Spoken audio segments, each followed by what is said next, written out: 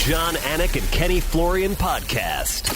Jon, Anik, and Kenny Florian. I f***ing love him. I can't get enough of him. Let's hear that Boston next. Big jab there from Duffy, and Frank Mir is hurt now. Down goes Duffy, out cold. Frank Mir does it again.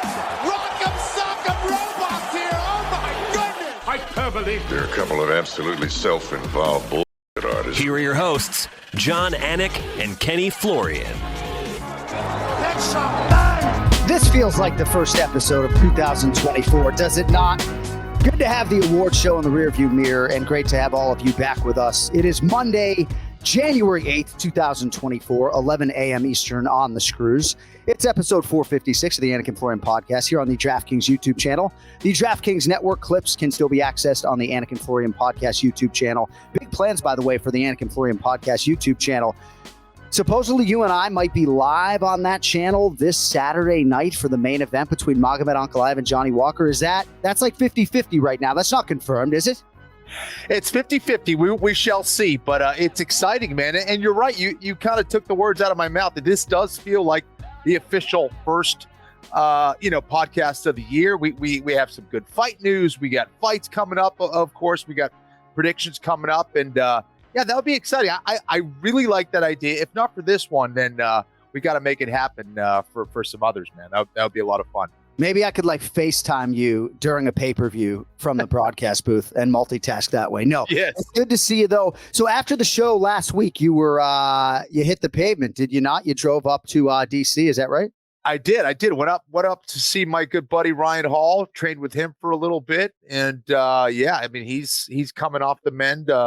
Had a bunch of surgeries, and he's ready to get back into action. So he's looking great. And yeah, man, I'm getting back into it myself. Well, it's good to hear, man. That's good to hear. Yeah. You know, Ryan Hall is certainly a brain worth picking, and you and Corey Sandhagen and many others can attest to that. So I had all this great energy. I walk into my studio today.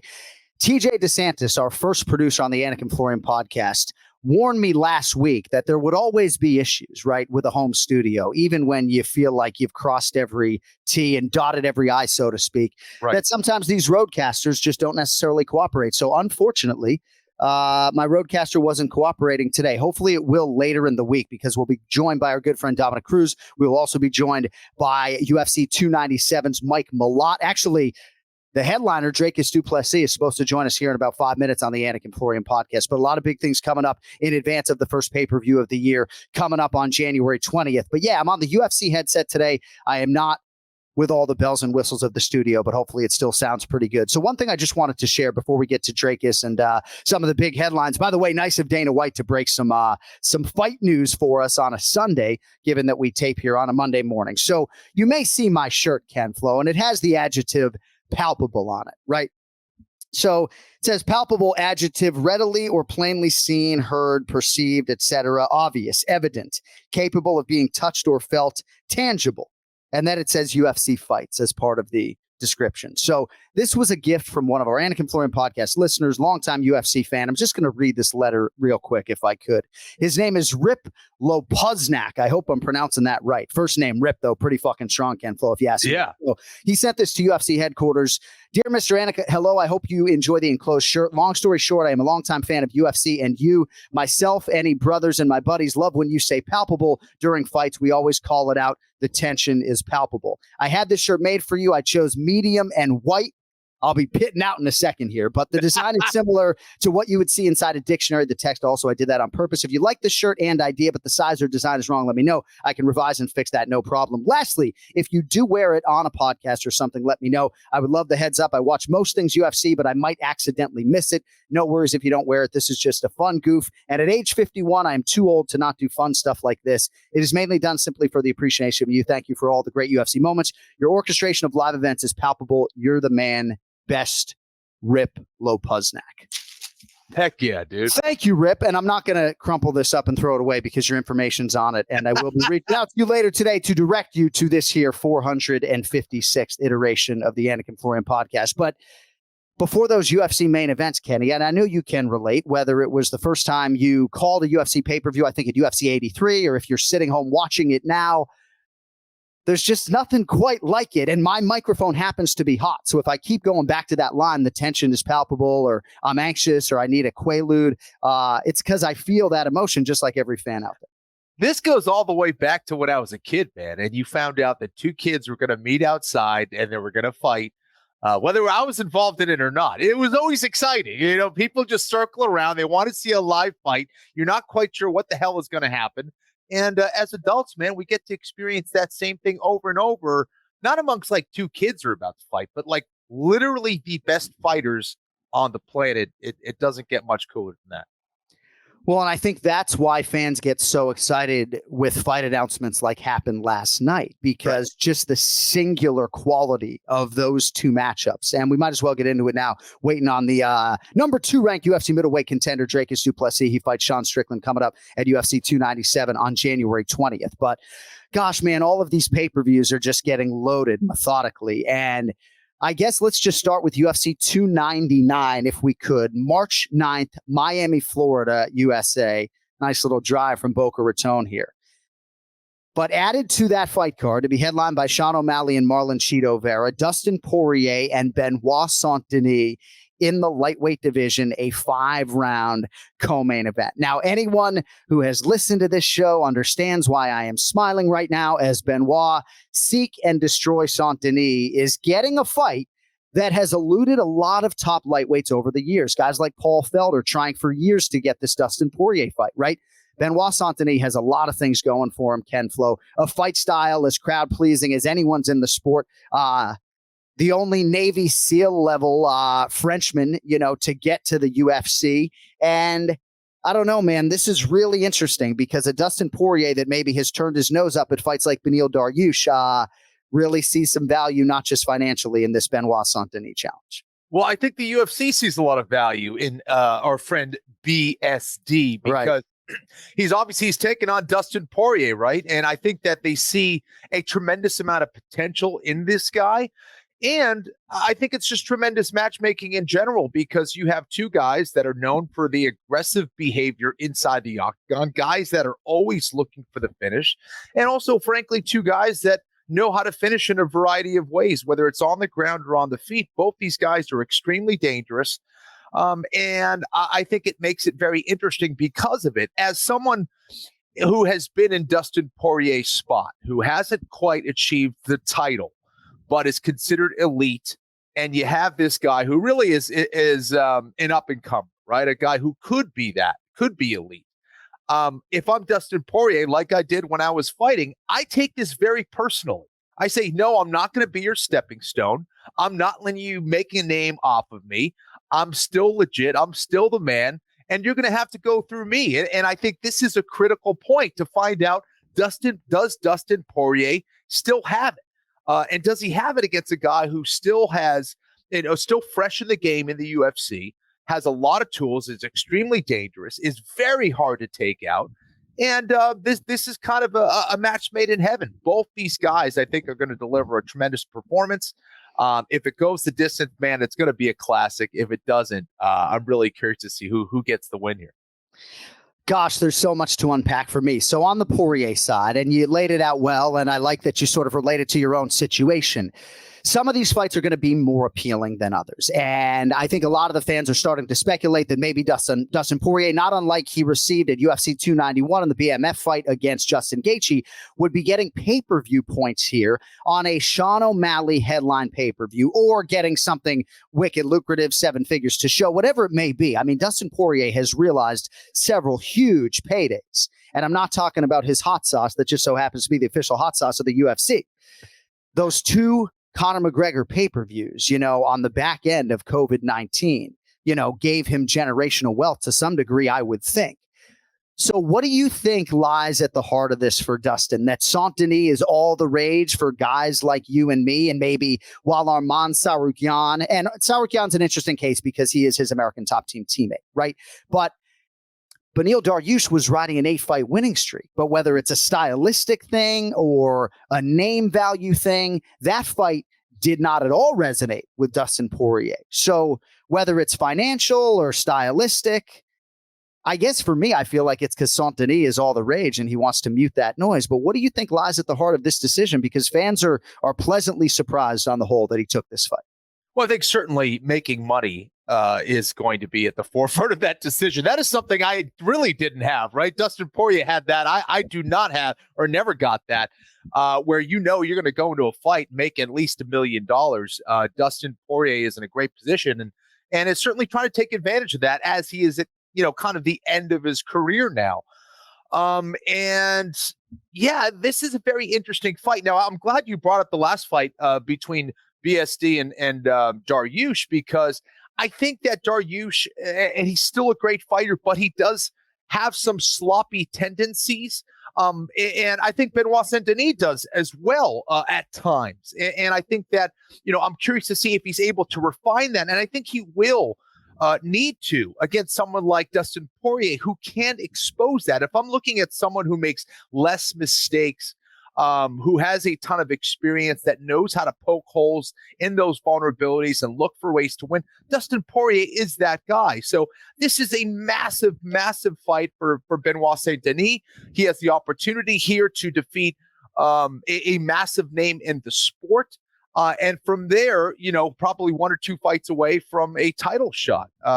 So I think that, striking, he's going to have to be very careful on the feet against someone like Poirier. You could argue he might be the more durable guy, though, considering Poirier has been around the sport for a very long time. Right. But on the ground, I think he can certainly pose a lot of problems, with his wrestling, with his positioning, with his ground and pound against someone like Dustin Poirier. So fascinating fight, great matchmaking. Can't wait to see it. I was just scanning DraftKings Sportsbook to see if there was a betting line yet on Dustin Poirier and Benoit Saint-Denis. I'd imagine somewhere out there is one. But it's just an absolutely fascinating fight. And Benoit Saint-Denis deserves a lot of credit. I believe there were rumblings that maybe he felt like fighting Matt Frivola in November at Madison Square Garden was a little bit too quick a turn, having competed in Paris. And even though he realized wild success in both of those settings, I feel like there was part of him that maybe felt like that was a quick turn, but promotionally he stepped up and now he is obviously reaping the benefits. And gosh, what a huge injection to this UFC 299 fight card. Sean O'Malley and Marlon Vera is your championship main event. Then you have the new co-main event, Dustin Poirier and Benoit Saint-Denis. Kenny, you also have at welterweight Gilbert Durinho Burns against Jack Della Maddalena. Kevin Holland welcomes Michael Venom Page to the UFC for the first time. This is all UFC 299, Miami, Florida, March 9th. Curtis Blades and Jailton Almeida, previously a main event. That fight got put back together. Caitlin Chukagian, Macy Barber. I mean, bro, do you want me to go on? You want me to fucking go on right now? How about Mateusz Gamrot and Rafael Dos Anjos? Do you want more? Because Piotr Jan's on the fucking card, 8 fights deep. You want more? Piotr Jan, Song Yadong, Pedro Munoz, Kyler Phillips, bro. I mean, Well, I mean, UFC 300 is going to have to do something even bigger than that, which makes it that much more exciting. But yeah, 299 has turned into a tremendous card, man. That's awesome. All right. Well, I'm not going to transition just yet, but in about 60 seconds, we are going to get to UFC 300, April 13th. Does that conflict with your PFL schedule, by the way? Are you coming out? I don't even know yet. I don't even know. He's like, dude, just can you chill? Can you fucking chill? It's January. All right, DraftKings Sportsbook, an official sports betting partner of the NFL playoffs, is bringing you an offer that will help make the playoffs absolutely electrifying. New customers can bet $5 on any game and get $200 instantly in bonus bets. So playoff odds, I looked at them this morning for the first set of wildcard games, are now available on DraftKings Sportsbook. Matthew Stafford heading back to Detroit to take on his former team, the Lions. Lions 3-point favorites over the LA Rams right now. And can the Philadelphia Eagles right the ship? I'm not so sure. They're 2.5-point favorites at the Tampa Bay Buccaneers. Pretty good draw for Philadelphia, all things considered. A lot of different ways, though, for you to get after it this coming weekend. So download the DraftKings Sportsbook app now. Use code AFPOD. New customers can bet just $5 to get $200 instantly in bonus bets. Only on DraftKings Sportsbook with code AFPOD. The crown is yours. Gambling problem? Call 1-800-GAMBLER or visit 1-800-GAMBLER.net. In New York, call 877-8-HOPE-NY or text HOPE-NY. In Connecticut, help is available for problem gambling. Call 888-789-7777 or visit ccpg.org. Please play responsibly.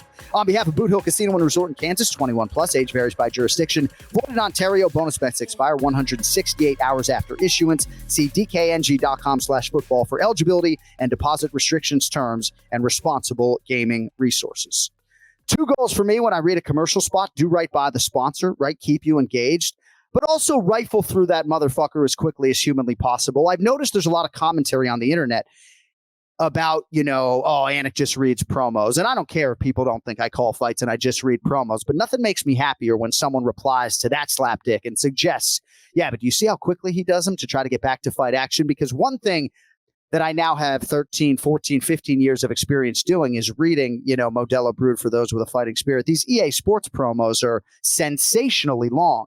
And one skill that I think I have accrued over 15 years on a UFC microphone or so is being able to rifle through these things because the sport happens so quickly. Our producer Lappy might be like, we'll follow you on Toyo or we'll follow you on EA. And it's like, it's anybody's guess as to whether or not somebody throws and lands a wheel kick all of a sudden, So we try to get through those as quickly as possible, I guess, is the greater point.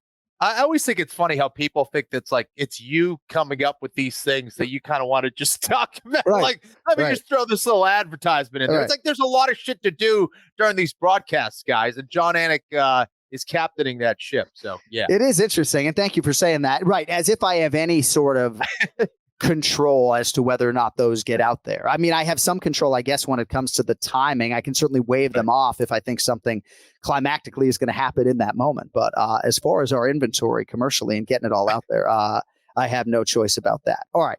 UFC 300. And perhaps this gives us some clarity in the lightweight division. Perhaps you can infer things about the welterweight division and Leon Edwards. Perhaps not. But as of this taping, and again, we go live to tape here on the Anik and Florian podcast, a lightweight title eliminator has been announced. Arman Tsarukyan and Charles Dubronx Oliveira. Certainly, from a mixed martial arts standpoint, Kenny, it's a pay-per-view headliner. It's a dream of a fight. It's been added to this robust UFC 300 lineup, and the winner will fight for the title. But perhaps most newsworthy in all of this, and I know it's hard for you to curb your enthusiasm for the actual contest, but Islam Makhachev's the lightweight champion. Charles Oliveira was injured and forced out of what would have been the third defense, or second defense, I should say, for Makhachev, right?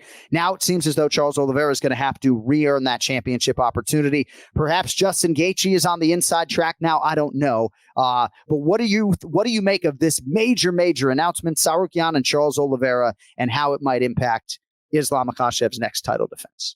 I think it's extremely interesting and somewhat unfortunate for Charles Oliveira, if I'm being honest, because here he was on the brink of getting that rematch against Makhachev. He gets cut open, unable to compete. Volkanovski takes his spot. Now things get delayed a lot more. And I think this is an extremely risky fight for him against someone like Tsarukyan. I think that Tsarukyan could give him a lot of problems on the feet. I think if Oliveira wants to take this to the ground, where I feel he will certainly have the advantage, especially if he's able to get top position and things like that, I think that, he's got to get through that wrestling of Tsarukyan, which is not going to be easy. Tsarukyan has the ability to keep this on the feet for the most part. And for Oliveira, I think his best bet is either getting to a clinch, try to utilize those knees and looking for some kind of knockout and utilizing his range and length advantage, which I think he will have against Arman. So, yeah, fascinating fight. Very risky for Oliveira. I think there's going to be way more pressure on the side of Oliveira. I think Tsarukyan's going to have a lot more leverage heading into this fight. I think from an opportunity perspective, but still a fascinating fight between two very exciting fighters. Both, are streaking hot right now, and another great fight, man. So and to your other question, does this mean that Gaethje's going to sneak in there and get the next opportunity against Makhachev? I don't know, but I would argue it's probably the more profitable fight for the UFC from a marketing perspective. Gaethje Makhachev should sell better than perhaps any other option out there right now. And obviously there are calendars that come into play. Health comes into play. Dana White did take to a post-fight press conference setting, I believe, right after Islam Makhachev, Alexander Volkanovski too, and said, Charles Oliveira is still the number one contender. He's still going to be the guy. But good on Charles for accepting a guy who, in some respects, in a division full of boogeymen, is the boogeyman of this division and not a guy that anybody is in a great rush to fight. Now, certainly Justin Gaethje would fight Arman Tsarukyan in his first title defense, or would it be for the world title? But the Tsarukyan fight doesn't make any sense for Justin Gaethje. And as we mentioned, Arman Tsarukyan is Dustin Poirier's teammate. So what the UFC really needed for this lightweight division was for Charles Oliveira to step up and fight Arman Tsarukyan, and that's what he's doing at UFC 300. And good on Du Bronx for, trying to add to his already just overflowing legacy with a win over that guy. So I absolutely love it. As far as Justin Gaethje is concerned, Kenny, did you want to jump in on something there? I was going to say, I wanted to piggyback on something. And I also think that it's good preparation if he's able to get by Tsarukyan, just with his, wrestling ability and striking ability. I think it could be a great fight to set him up in preparation for someone like Makhachev as well. Right. So as far as Justin Gaethje is concerned, we sort of unintentionally had a long-form conversation about Justin Gaethje on the awards show and how big at 2023 it was for him. Not a lot of people burning up Sean Shelby's phone asking to fight Rafael Fiziev, right? Mm-hmm. Goes into London, beats Rafael Fiziev in your fight of the year, and then puts a capstone on his year by winning the BMF belt. So I have been steadfast in my conversations with Justin Gaethje. At this point in time, you got a lot of money. Like, if the goal really is the undisputed UFC lightweight championship fight, and again, I'm probably putting the cart before the horse. Maybe there will be an announcement later this week, but, with respect to Max Holloway immortalized behind me, Justin Gaethje can't be dicking around defending the BMF belt at this stage of his career. You have to fight for the undisputed UFC lightweight title. Your whole 2023 set you up for that opportunity. He made himself basically impossible to deny in a division that makes it very hard to do just that. So if I'm Justin Gaethje, this is welcome news. And maybe this is a precursor. Maybe we do see Islam Makhachev and Justin Gaethje at UFC 300. Yeah, listen, I think it's spot on. I think that Gaethje learned a lot in that experience against Khabib Nurmagomedov. And I think because of that, we'll take that experience into this, what I think is going to be an eventual fight against Makhachev. I think it's the biggest fight that makes sense that you could put together at 155 pounds right now. Certainly Conor McGregor is the biggest name in that division, but that's not a fight that makes sense against Makhachev at this standpoint. Gaethje is a fight that does make sense. He's got that wrestling background. I think he will be the superior striker in this one, the way I see it right now against Makhachev.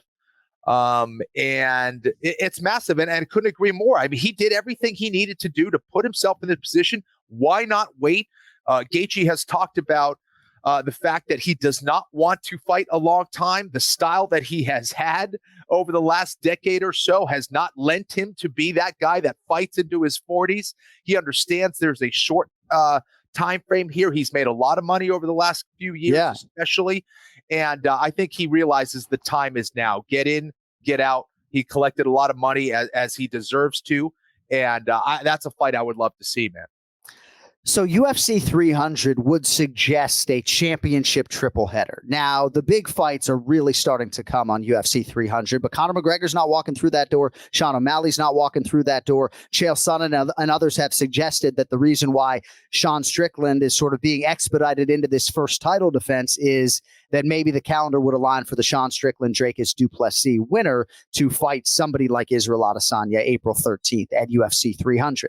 But as you start to think about things and how this might relate to Leon Edwards and Bilal Muhammad in this welterweight division, right? There are some people, and I think Henry Cejudo is one of these guys, and I really enjoy his content. Go subscribe to his YouTube channel. But, in one breath, maybe he puts over Bilal Muhammad, and another breath, he'll promote a fight between Islam Makhachev and Leon Edwards. And I'm not trying to belabor this point here today, but wouldn't it make a lot of sense to do Islam Makhachev, Justin Gaethje, and then Leon Edwards, Bilal Muhammad is 2 or 3 title fights at UFC 300. And then you have a slot reserved. I mean, who knows what happens with Raquel Pennington and Maida Bueno Silva. Just saying, 301, 303, these fight cards thereafter are starting to take shape. To me, Ken Flo, I'm going lightweight title fight, welterweight title fight, UFC 300, T-Mobile Arena, standing room only. What do you think? I think that's the way to do it. I think it's a fight that, those are fights that make a whole lot of sense. Stack it up, man. This is a huge event, and I can't wait to see what they do.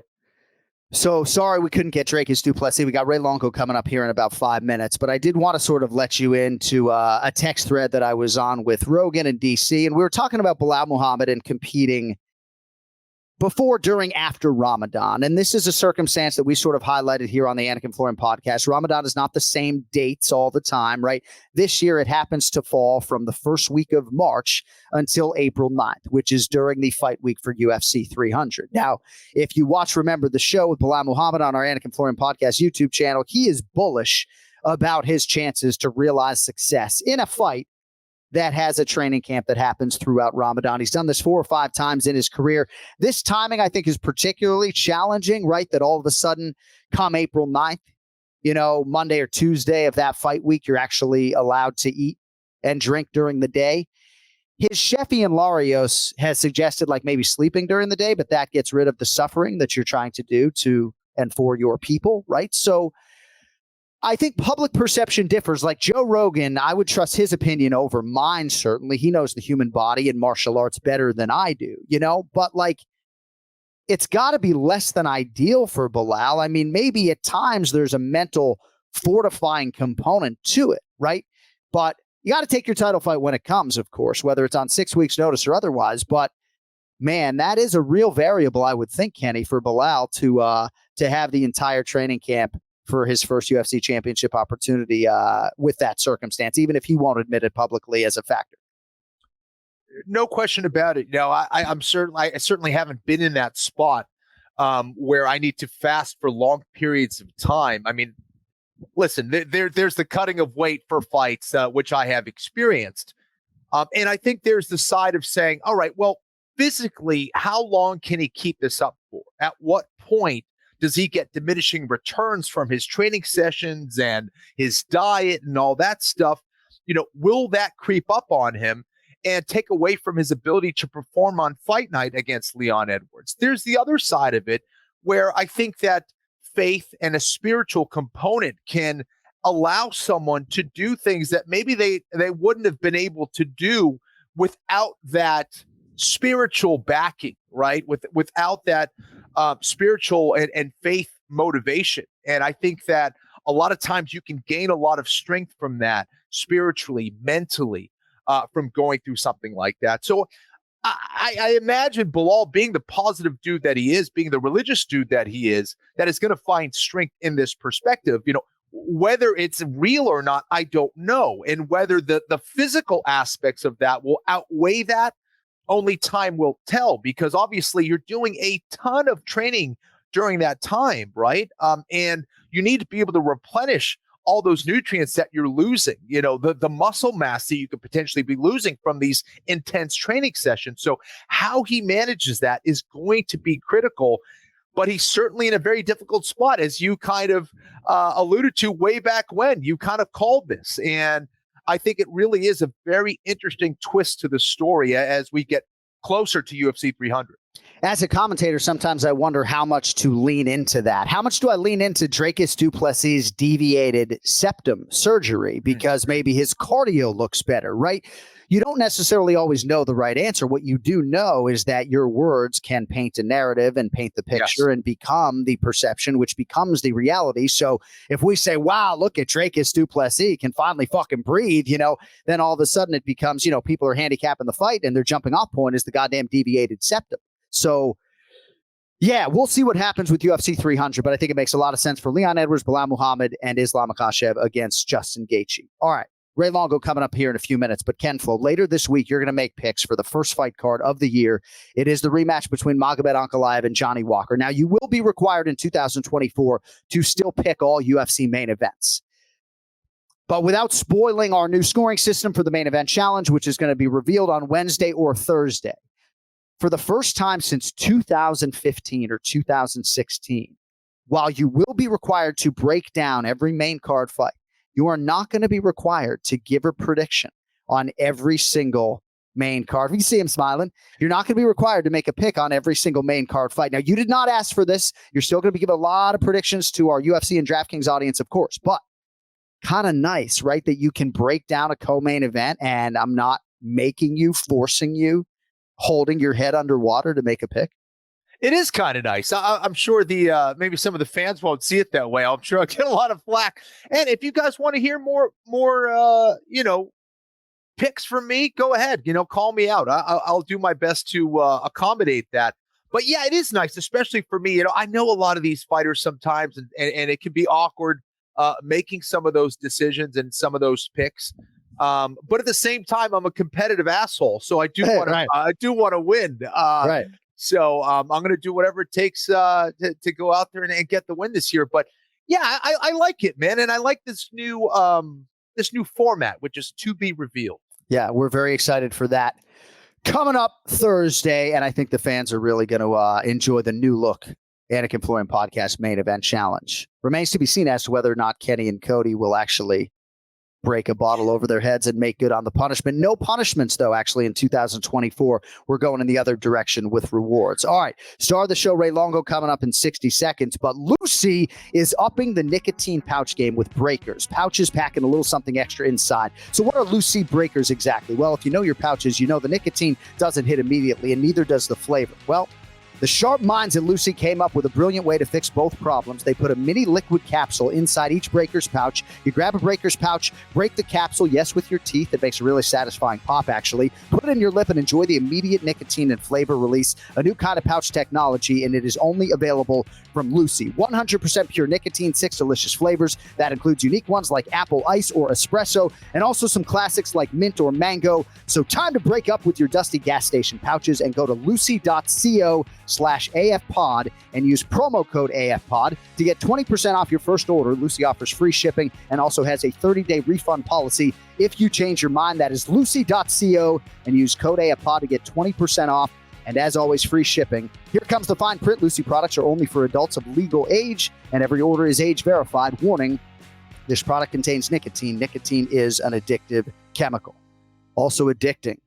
The dulcet tones of Raymond Peter Longo. Let's get to the Ray Longo Minute. It's now time for the Ray Longo Minute. I want you to punch a hole in his fucking chest. That's what I want. The Ray Longo Minute. Starring Ray Longo. The Jon, Anik, and Kenny Florian podcast. Let me center myself, guys. Hey, buddy. What are we doing?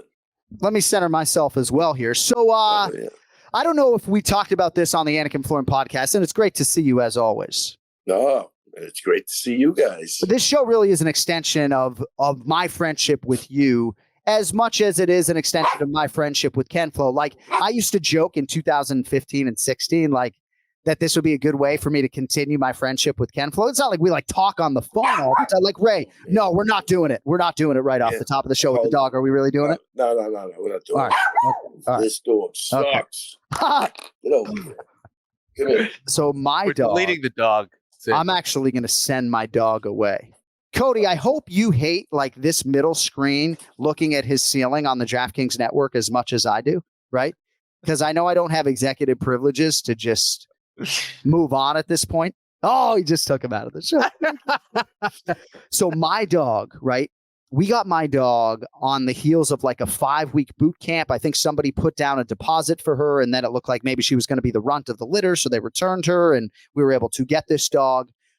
I'm sending her away to a boot camp, right?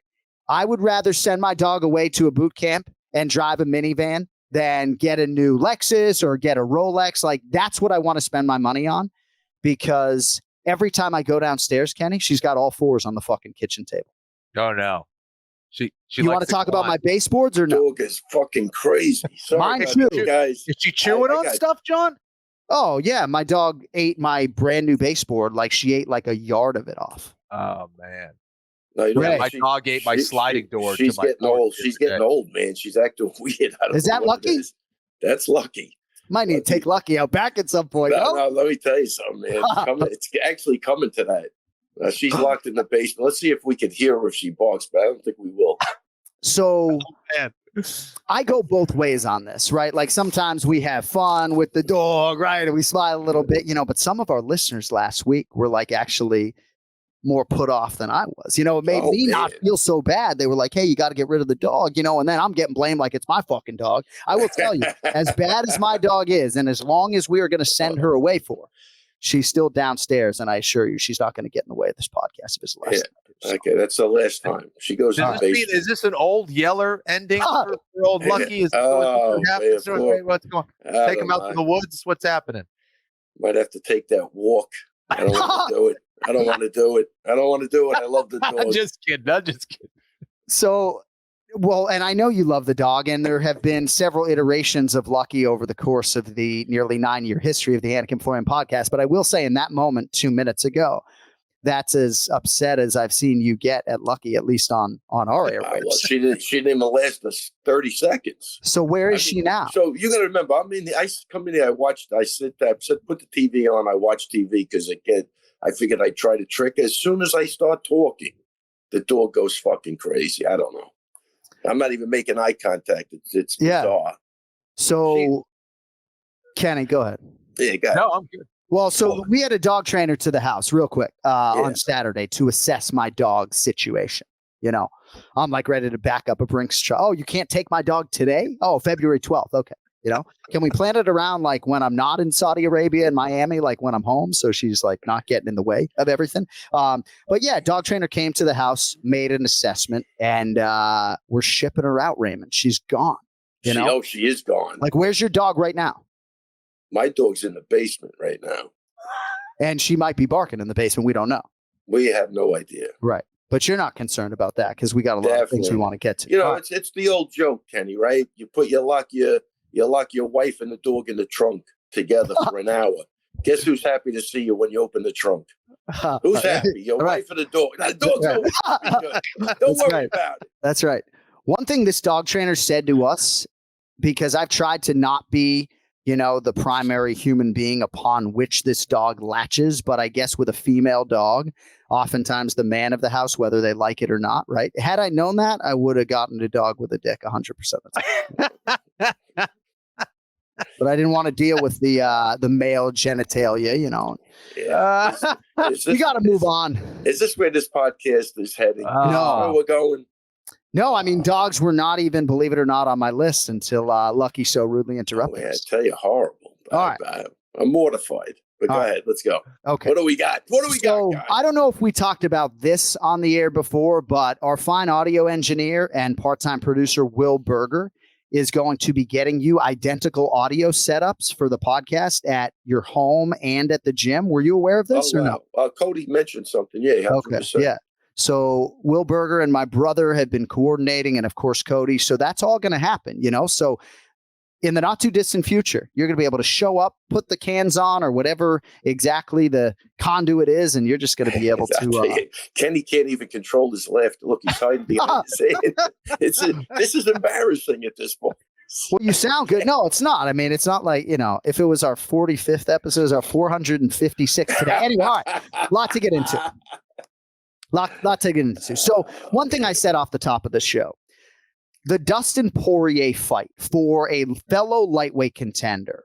That's the big fight. That's the biggest name in the division with respect to Conor McGregor, who's no longer there, right? It's the second biggest fight to the champion Islam Makhachev. And, you know, it's a hard fight to get. Beneil Dariush, Paul Felder, a lot of guys who try to get that Dustin Poirier fight, right? Oh, wow. And Benoit Saint-Denis got that fight. Have you heard that news that Benoit Saint-Denis is fighting Dustin Poirier, 5-round co-main event in Miami 2 months from tomorrow, essentially? I was curious if you had any thoughts on that, just given the connective tissue between Benoit Saint-Denis and your guy, Matty Frivola.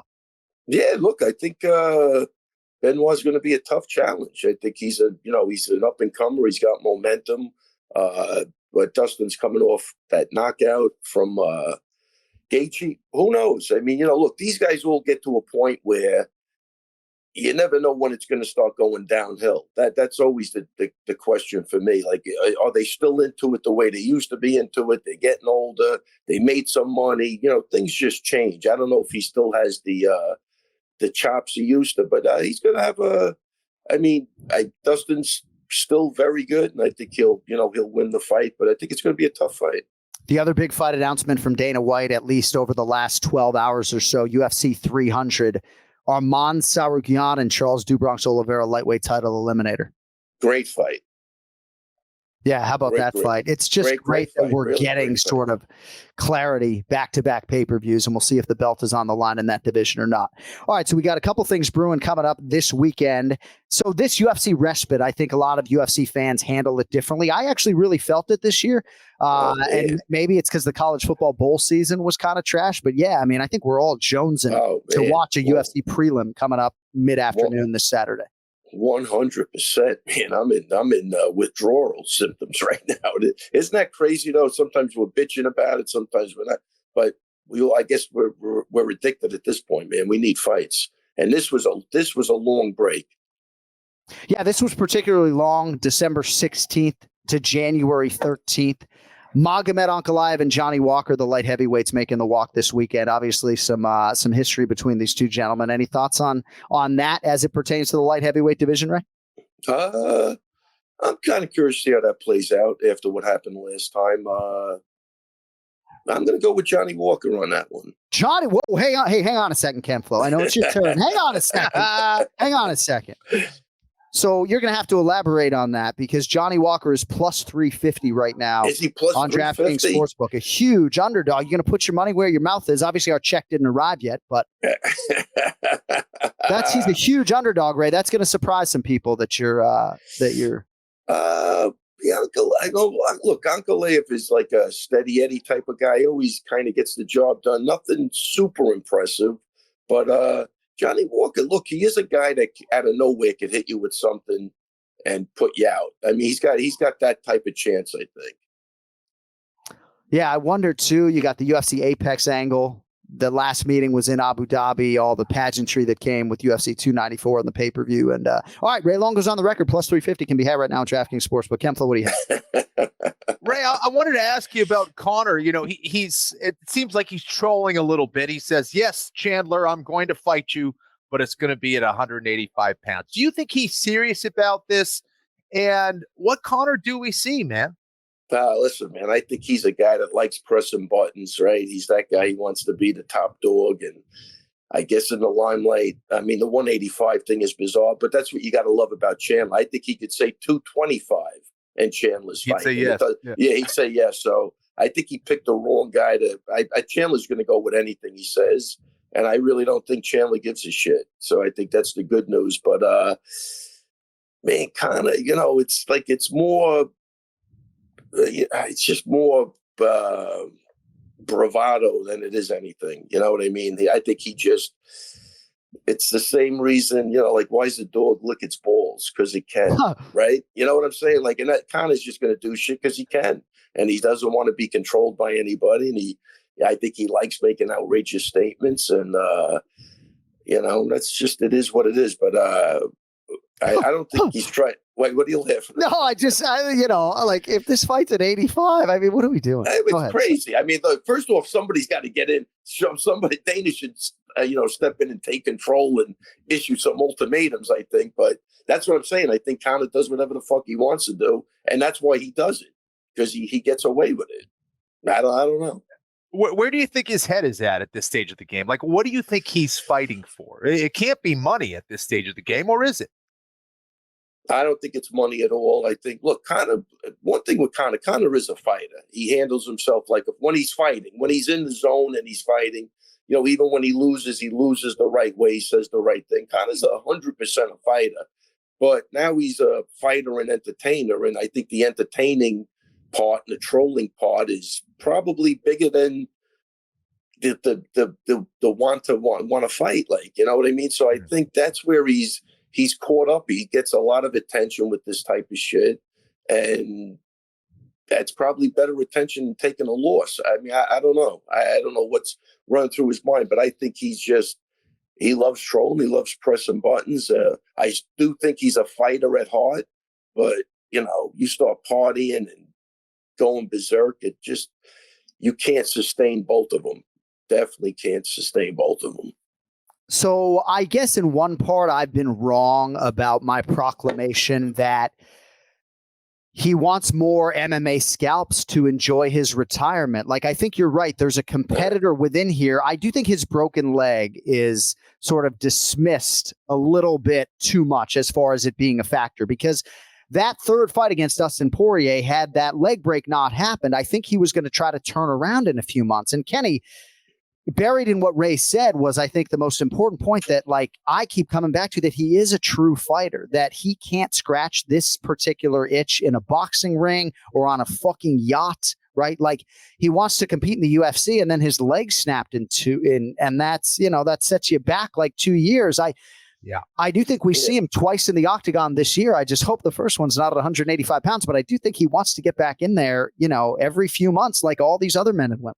And John, let me just say something, okay? Good point with the leg break thing, because with the leg break comes painkillers, comes steroids to try to get healed faster, and all of those things carry side effects to them. And I think maybe that's kind of what we're seeing too.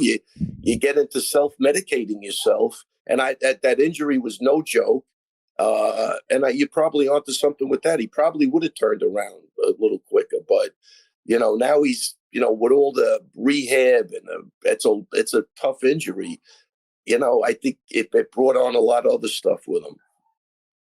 Yeah, and I wonder, I think for me, and it's a result of that injury, because Conor is as mentally tough as anyone out there, right? I mean, I've never seen anybody give an interview after a compound fracture. That just takes an insane amount of mental fortitude there. Yeah. And just the way that he performs. We've seen him under pressure so many times before, and he rises to the occasion. But I think what is a bigger concern, if I'm a part of the Conor camp, is how much has Conor improved with all of this time away from the sport? We're not competing against just some other guy and putting on another fight. He's still trying to be elite. And when the elite are training all the time, and you've taken off a year and a half for this injury, or a year of going out and doing boxing, and another year doing this and doing that and taking a break, if there is no consistent training, how good can he actually be? How can he improve as an athlete? So I think that's kind of the bigger mountain for him to climb at this stage of the game, when everybody are savages and are training every single day. Yeah. No. Great points. I mean, I don't know. I mean, I think the quicker he can get in there and get rid of whatever demons he's carrying in there, the better it is for him. But you're right. It's hard to make up that time. You're getting older. I can tell you, even with Chris, man, that leg's still, it's still a concern, man. Atrophying. It's crazy, man. It really is. So I think he's just doing. Look, the 185 thing. Who the hell knows? I mean, he shouldn't be at 185 for sure, but he's just playing head games too. He's probably just trying to torture Chandler like the fight's not going to happen. Who knows what he's doing? I mean, he's in his own head, and he's not going to control him now at this point. That's the major problem. There's no controlling him.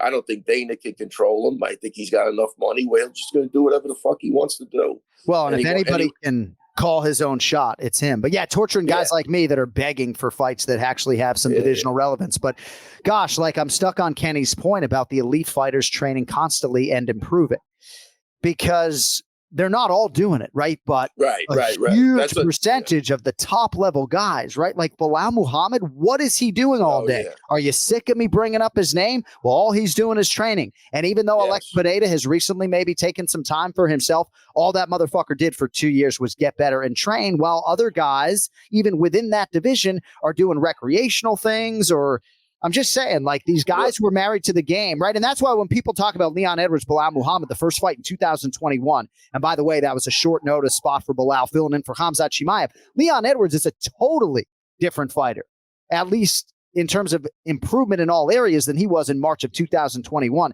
And Bilal's a completely different fighter too. So the elite fighters are improving, and we just don't know the extent to which Conor McGregor actually is. Wait, let me add that. I'm not sure of this, but the elite fighters that haven't tasted that money pot yet are training like animals, right? They haven't gotten there yet. Once you get there and you get a couple of big paydays, I think certain guys are just going to change. Well, maybe I got enough. I'll do this. I'll do that. Who knows? I think they fight for a paycheck. Bilal's not there yet. And I think Bilal is a guy, when he gets there, or if he gets there, he'll handle that perfectly. I don't think, he doesn't seem like the type of guy that'll go off the rails, but some guys, man, that's why I'm always questioning, even like a Dustin Poirier.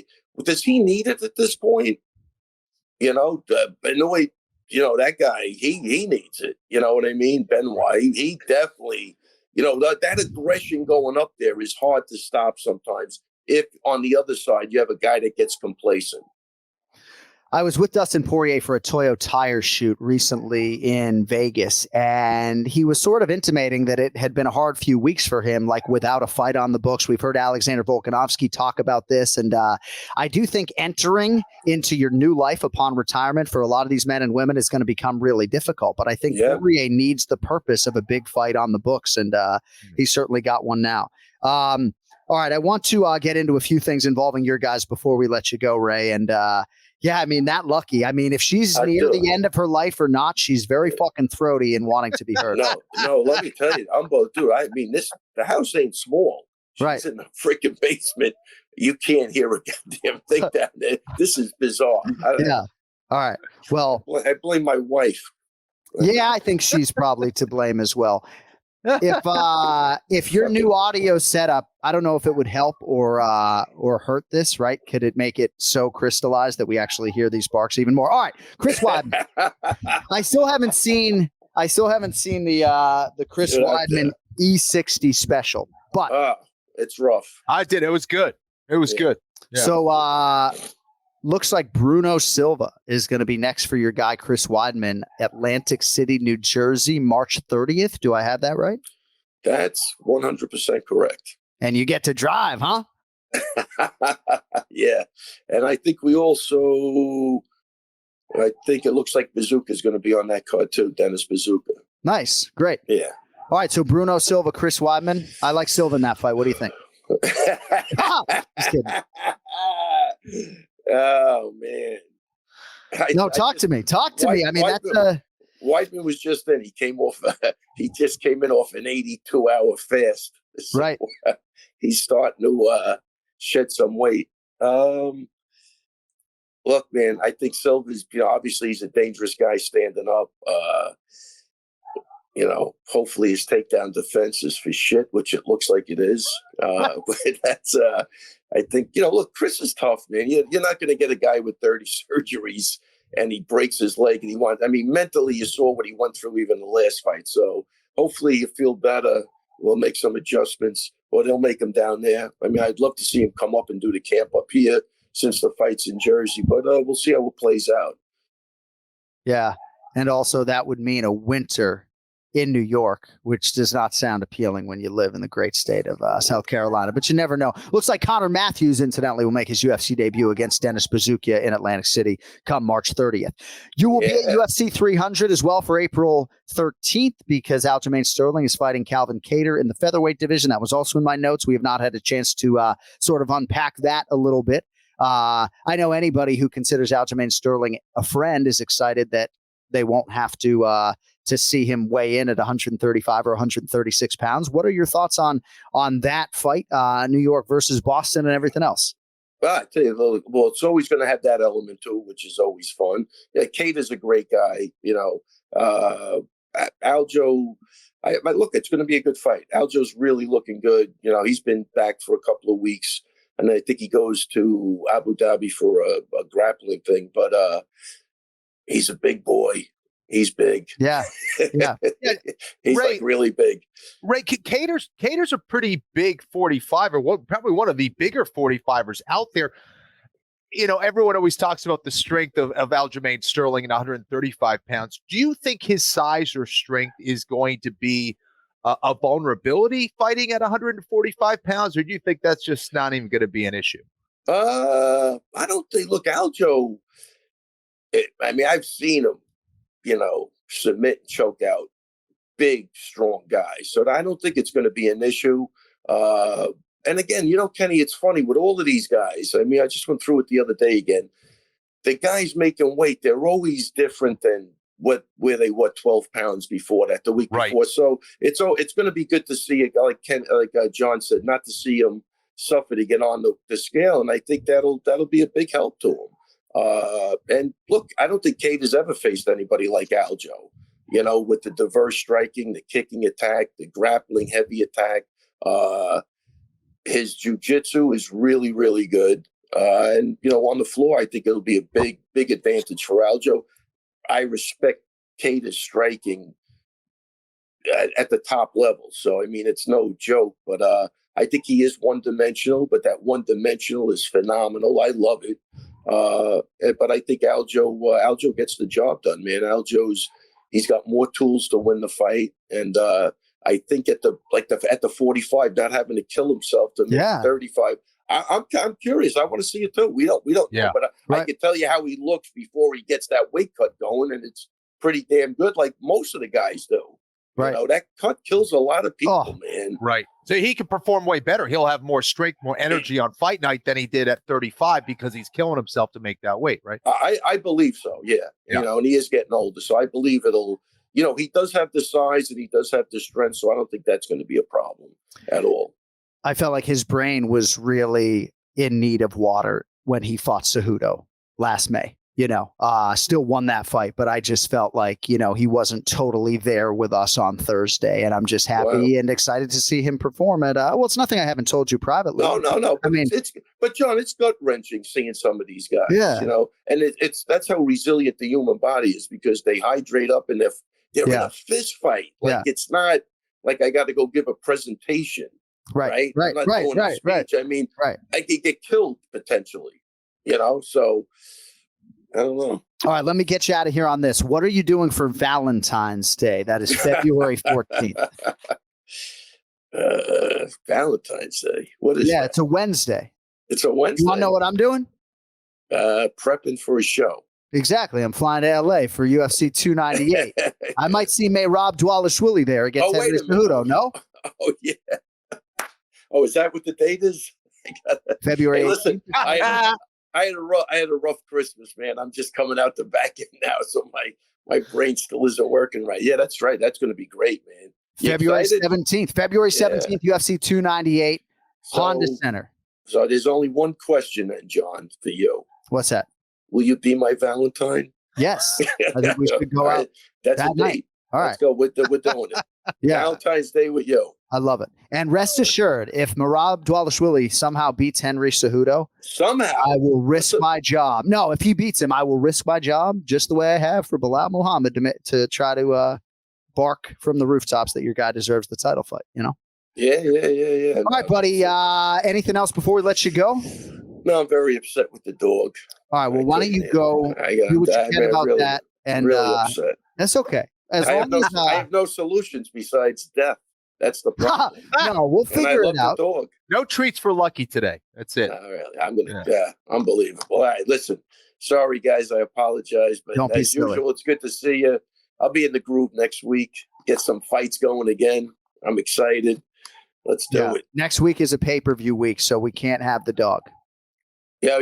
No, I'm just kidding. I might have to. Yeah, I don't even want to tell you. If she's still with us for the pay-per-view preview, maybe you could just, put something around her mouth or something. I don't know if that's allowed. Oh, yeah, maybe muzzle her.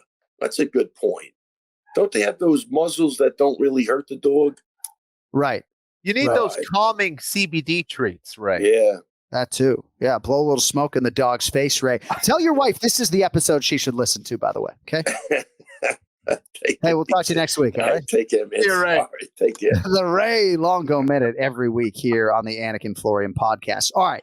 We have a much longer episode coming your way later this week. We are scheduled to talk to Mike Malott, who competes against Neil Magny at UFC 297.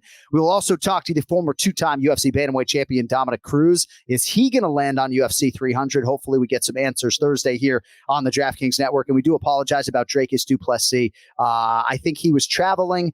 Maybe thought he was going to be in South Africa, but he was not. But we're going to keep this train rolling. So we hope you'll be back with us in a few days as we continue with our preview as well of UFC Fight Night Ankalaev versus Walker. We will also unveil the new rules for our main event challenge 2024 and see how Ken Flo and Brian Petrie spend their money on the first fight card of the year. Thank you to Ray Longo. Our executive producer is Cody Merrill. Also, don't forget, remember the show with Bilal Muhammad and Jason Anik every Thursday on the Anik and Florian Podcast YouTube channel. We have 2 weeks left of Anik Squared NFL picks against the spread every week on the DraftKings YouTube channel. JohnAnik.com is now live. All of our new merchandise designs are up there. One More Sleep designs in the not too distant future. KennyFlorianMartialArts.com, Argus Integrated Defense as well. Check it all out on Instagram. We thank you on the front and back end for that. And we will talk to you in about 72 hours. Until then, for the former 3-time UFC world title challenger, Kenny Florian, I'm Jon Anik. Thank you all for listening, for watching. Tell your friends, tell your mother. We'll talk to you Thursday. You'll later.